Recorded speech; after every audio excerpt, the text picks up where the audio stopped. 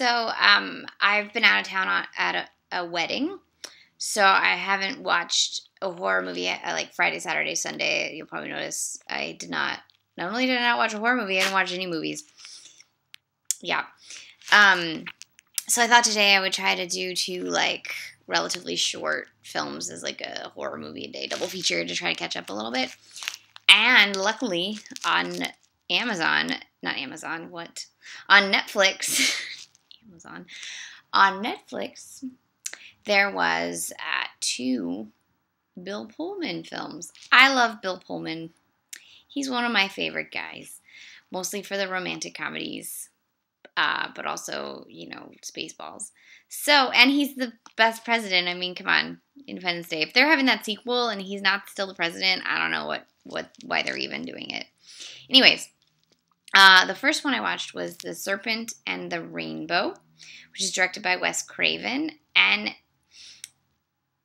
I don't even, dude, I'm still sort of trying to wrap my head around everything that happened in that movie. It was very confusing. It had one of those plots that's just like intricate on its own, and then Wes Craven throws you in all these like dream sequences, and you're like, what is happening? I don't even.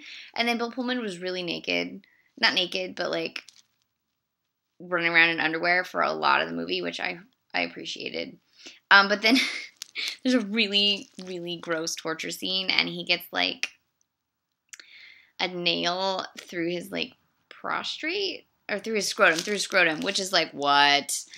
They did not show that, but they like implied it, and I was like, for once, I'm kind of glad there wasn't a dick shot. You know what I mean? So that was awful, and there was a lot of beheadings and crazy shit. It was set in Haiti. It had to do with zombieism, but like I walked with a zombie type zombieism, not Night of the Living Dead. Based on an actual nonfiction book by an anthropologist with the same name. So how they took a nonfiction book and turned it into a horror movie is Hollywood. Bill Pullman was good. A lot of screaming. Kathy Tyson was in it too. She was good. Paul Winfield, who you will remember was nominated for an Academy Award for Sounder, was in it, and he was really creepy. And at one point, like, a scorpion comes out of his mouth. It was gnarly. A lot of gory effects in this one. If you like gory effects and like freaky tropical settings, this is a horror movie for you. Then I watched Brain Dead, which only had like 1 star on Netflix, so I wasn't like, my hopes were not very high, and I actually really liked it. It was kind of like, it was 1990, so it predates both Lost Highway, also starring Bill Pullman, and Eternal Sunshine by like 7 years and 14 years respectively, right? But it had a very similar plot to both those films where maybe this guy committed a crime, maybe he didn't, maybe he's this guy, maybe he's that other guy. Are they the same person? Are they different people? I don't know. That's Lost Highway, but also this movie. And then messing with parts of the brain in order to isolate certain memories and to take them and or destroy them. Eternal Sunshine. All in this one really weird movie produced by Roger Corman's wife. So I'm willing to bet that the screenwriters for Lost Highway and Charlie Kaufman for Eternal Sunshine, like, sorry David Lynch, but I bet both of them, all those guys, someone else co-wrote Lost Highway, I don't remember, but they all saw this movie and was like, I can do it better.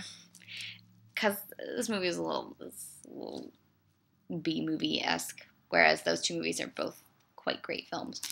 That said, Bill Pullman was great. It had bonus Bill Paxton. It had Bud Cort.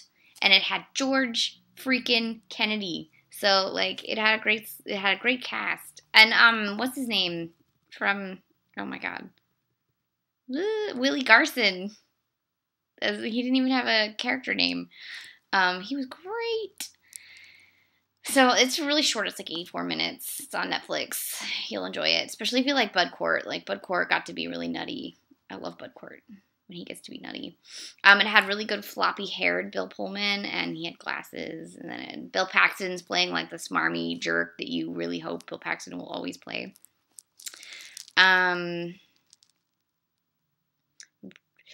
Sort of a good double feature, because not only did it have both films had Bill Pullman, but both films had these like crazy dream sequences where you're not really sure what's happening, and plots that are really intricate and kind of hard to follow, and not intricate in like a well planned way, but intricate in a we're just gonna see where we end up because I don't know. And then like Serpent the Rainbow sort of had like a, oh, we're done ending. And Braindead had like a really funny, like, yeah, this is where we're leaving you. Take it with what you want ending. And actually quite like Braindead a lot more. Sorry, Wes Craven. So that's a fun one. It's like tongue-in-cheek and weird, and you don't know what's happening half the time, and that's why it's so wonderful.